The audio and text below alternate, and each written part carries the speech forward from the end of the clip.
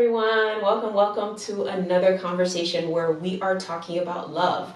We are talking about being a channel for love, expressing love, reciprocating love, being ready to receive love, all these beautiful things that love can do when you have that perspective. And as a caveat, I want to say that being a channel for love, being loved, doesn't mean you let people walk all over you. Doesn't mean that you allow people to step over your boundaries. It doesn't mean that you become, a martyr. It just means that you allow yourself to see from the eyes of love, to receive from the eyes of love, to interact from the eyes of love, to forgive, to move on, to heal, to learn yourself so you know what you want in this life, you know what you want to attract in your life, and then come from that space. So when we're coming from that space, in my experience, it helps to alleviate fear. It allows you to take more risks, and by risks, I mean things that you've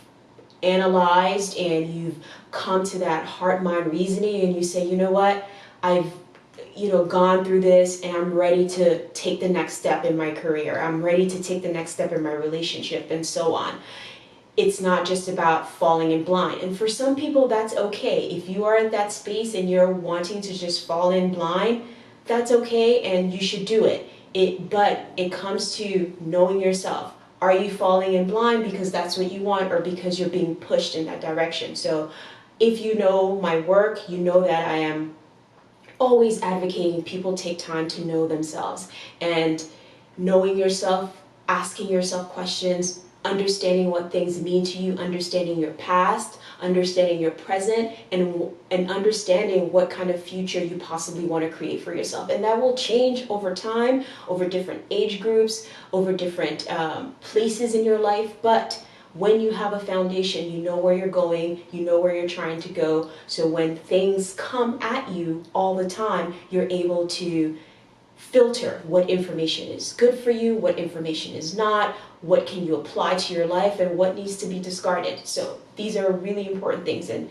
coming from a place of love, in my experience, has helped me to be a better human being, to have better interactions with others.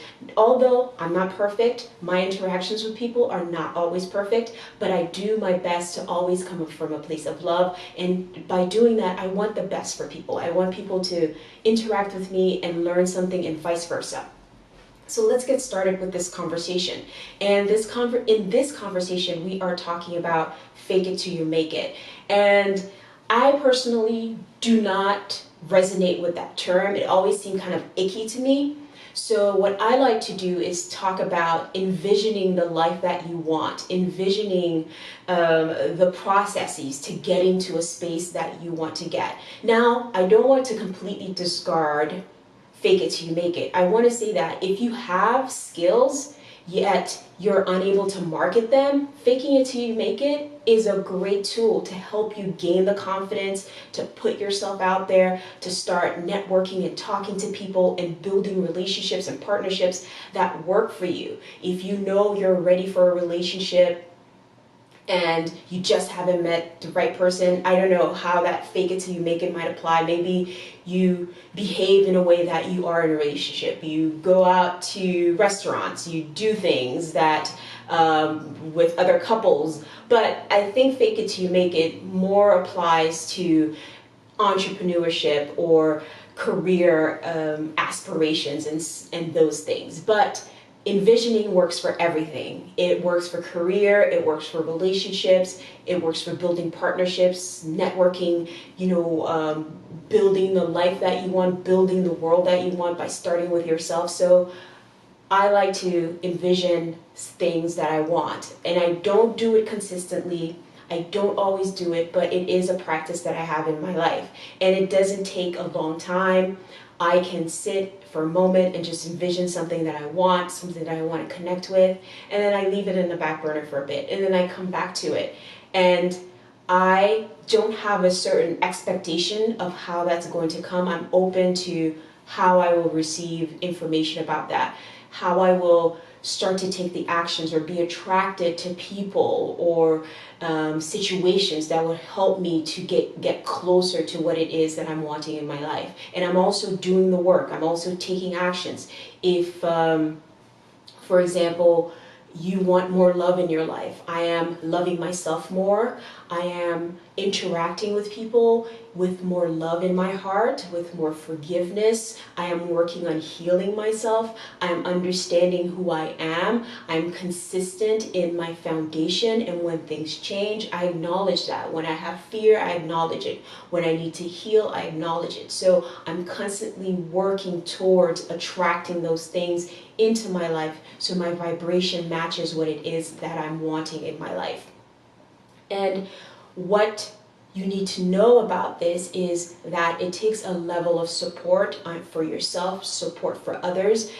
By support, I mean understanding that we're all working at a pace that may not be the same pace as someone next to you, someone around you. So you have to be supportive for other people's journey and allow them room to grow at the pace that they need to grow. But it doesn't limit you from offering information, from offering love, from offering support, by not necessarily, giving them a lecture, but having discussions with them where you say, hey, this is where I'm at. Maybe you might find this useful. This is what I've done in the past to heal a certain situation. This is what I've done in the past to attract the kind of relationship I want. This is what I've done, or this is what I'm thinking. If you're in a partnership, communicating with each other, understanding that even though you're together and you're vibrating at a vibration that wants to be in that relationship, but there's internal vibrations that are happening individually that may not be vibrating together, and you need to discuss those things. You need to be open, you need to be authentic with what it is that you want so you can truly attract what you want in your life. And what that does is it improves your outlook on life. It helps you to build an inner strength that can't be crushed by societal norms, or that can't be crushed by narratives that are not aligned with what it is that you want. You can stand up for yourself. You can say, no, this is not what it is. This is not something that aligns with me, and I'm not hurting anybody in this process. So no, you can't make me feel bad about it. I support this. I don't support that. I am strong enough to understand that I have value and I'm giving something back, or vice versa, that my interactions with people are something that brings me more love, because you gain more love, you gain more respect, you gain more in your relationships when you come from that space of understanding, when you come from that space of visualizing and setting the vibration to start to get more support, to start to have that inner strength, and then to bring more love into your life. And what it allows you to do is release expectations that are not in alignment with you. It's okay to have expectations, and I have caveats about things, and that's one of them.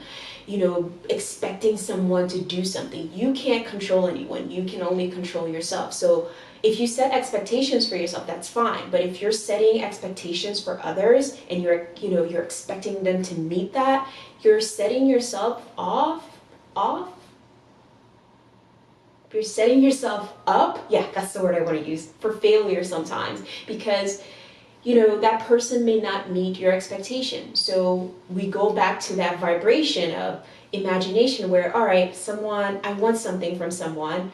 You envision having it. You envision having that interaction with them. You envision, them being at peace, you being at peace with whatever answer comes. And if it's not that specific person, then you will attract the person who wants to give that to you. So that's another caveat. If you're envisioning something specific and you're with someone, or you're at a job, or it's not right for you, you will break that off. And sometimes people are not ready to split whatever they're physically in to manage what they're wanting. They want to change that person, but that person is not on that vibration. So the universe or the energy you're attracting is saying, hey, this person is not managing this energy right. You want this, right? So I'm going to send this to you. And then so you have to be ready for those things too, and you have to be able to release what is not serving you so you can be open to taking more chances in love, to open up yourself to connecting with people that want the same things that you do. So I hope this was helpful to you. I hope that this message was consistent, it was concise, it was I conveyed the energy of love and using the imagination to set energies that attract the things that you want into your life, and how doing those things helps you to know how to be supportive, know how to improve your foundation, the strength that you have, so you gain more love in your life and you allow yourself to release the things that no longer serve you, so you can open up and take more chances towards the things that do serve your higher well-being. All right, before I go, I want to thank you for taking time to watch this message and to share it, to liking the video, and to subscribing to the channel. If you decide, hey, I'm not ready to subscribe, I hope you come back and give me a chance to share more knowledge and information with you. And also, at the end of the video, I will be putting pictures of the earrings I'm wearing if you want to visit my site and support me in that way. Also, the cheapest way to support me, again, is to like, share, subscribe to the channel and to share that information. And also, if you want to know more about me, please check out the description where I put more information about myself, how to get into contact with me for my other products, which are products on self-healing or self-recognition, love, and career aspirations. I talk about those things because I feel like I have something to offer. Anyway, I will talk to you again. I love